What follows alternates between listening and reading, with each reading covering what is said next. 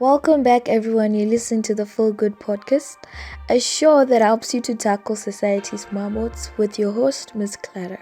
Make sure that you never ever miss an episode by just clicking the subscribe button. This podcast is made possible by you listeners, so please do continue sharing and liking our page so that we continue to grow in numbers. Today, we're going to be talking about self-love. So, self-love is the ability to love oneself, and it is a fundamental element of a healthy identity, and it is widely acknowledged as an important factor in establishing a successful coexistence. Loving others as we love ourselves requires an appreciation of our own significance and importance. Knowing ourselves is vitally important, but loving ourselves as intrinsically worthy is essential to living a complete and healthy life. The capacity to love oneself is a complex combination of qualities that enable a human to look at themselves in their world realistically yet positively. Self-love is far different from narcissism. It includes having self-knowledge, and it encompasses insights that are personally defining. Each of these qualities of self-love that exist, we'll explore them one by one throughout the whole podcast, and we'll see how they contribute to personal growth. Self-love is authentic. It does not entail any pretense. It has no attempt to misinterpret who one is to others or to seek approval by acting a part that is different from one's true identity. Self-love is authentic. What it does is it accepts one's identity and values it. It values individual uniqueness. Being authentic is freedom producing, and it helps a person to speak from their heart, withholding nothing. Self-love helps to establish healthy boundaries. It is not codependent and is clear in establishing the boundaries for oneself and others. Those boundaries help one to refrain from making inappropriate choices and to establish healthy guidelines for relationships, be it work-wise, be it in the society, because they help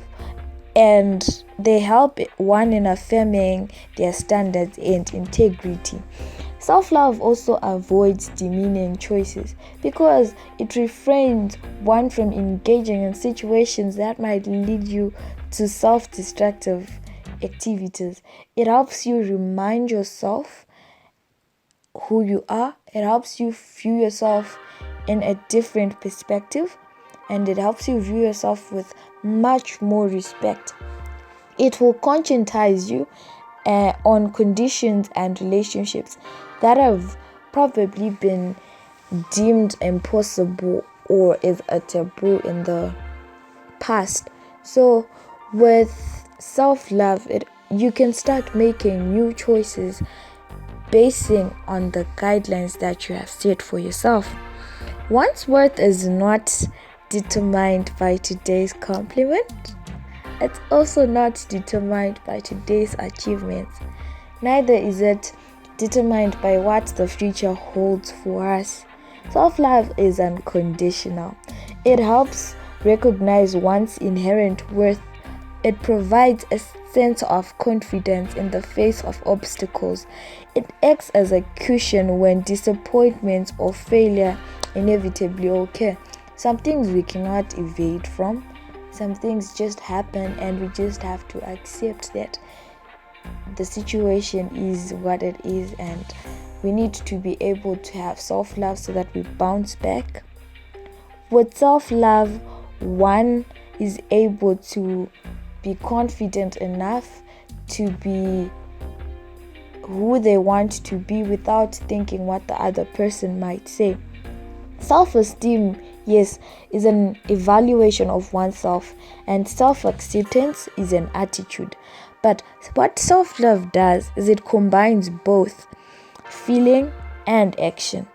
And the ability to love oneself recognizes one's own value and honors oneself. Self-love is very grateful for opportunities. When you love yourself, you will start recognizing and you always have something to be grateful for, because despite life having many challenges, the hardships, there is always that ray of hope that's shining, and it's a light within you that no one can dim. Now with self-love, you'll be able to be confident enough to bring that light to show and shine without fear of who will say. The focus on self-love is on finding joy in the world and accepting its beauty and opportunities. It is the ability to be grateful and to recognize the abundance of life that helps individuals to value themselves and the world at large. Being thankful requires one to have the ability to think in terms of the good that is in the world, rather than to keep on emphasizing on what others have and what you don't have. The biggest mistake that anyone can make is to compare themselves to someone. You need not compare yourself to someone, because you are already two different entities and you guys are set out for different things. You need to accept the process. You need to love yourself as who you are. You need to learn who you are, because never try to fit in, because if you see yourself not fitting in there, it means that you were born to stand out. Be that light that you are. Just shine and don't let anyone dim your light. Self-love seeks long-term priorities. In an instant gratification world, those high in self-love recognize the value of differing from a short-term outcome when a long-term outcome is more important.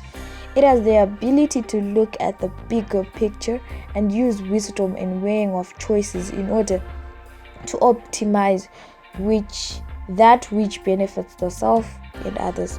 Self-love seeks to grow and flourish. It enjoys love and sees the good in life. It possesses again the ability to appreciate the world around it. Self-love incorporates optimism, resilience, self-esteem, vitality, and determination. All those are in pursuit of positive relationships. It is an action-oriented, and flourishing is achieved by recognizing that improvement and growth are long life projects. Individuals high in self-love also make a large contribution to the world, because they are able to recognize their moral responsibilities and serve others to make the world a better place. Their goal is to add value by their actions and transform themselves, and by so doing they are helping themselves and are endorsing others into the transformational process. Individuals who love themselves have made a choice in paradoxical self-love, which is a combination of accepting themselves as who they are and also making it an effort to improve on who they are. Although the qualities I've mentioned are accompanying characteristics of self-love, they nonetheless don't really define it in a world that is highly competitive, constantly demanding, and frequently toxic. The ability to love oneself is not easily achieved. It is a process.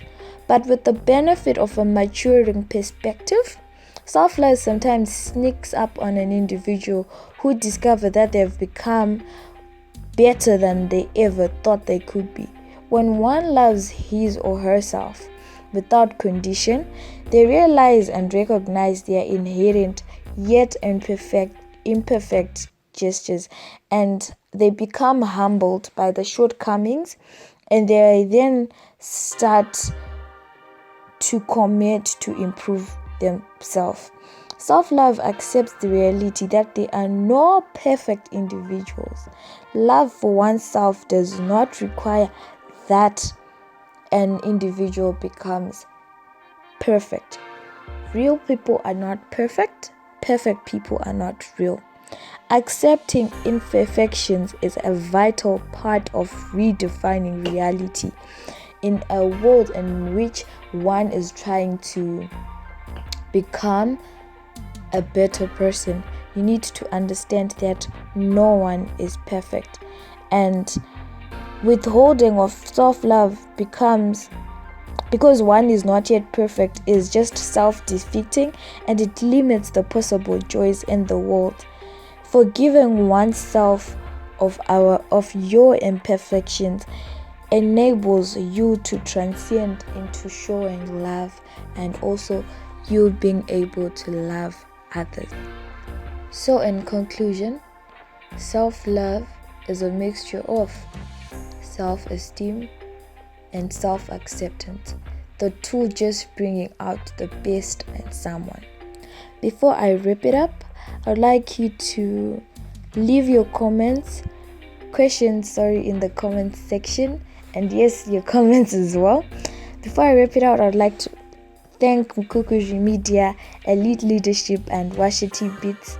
And you listeners, thank you very much for continuously supporting and tuning into each and every episode. Remember, although faults are acknowledged by oneself, just love and appreciate yourself, because your strengths are amazing and the greatness of your potential will shock you. Until next time, take care.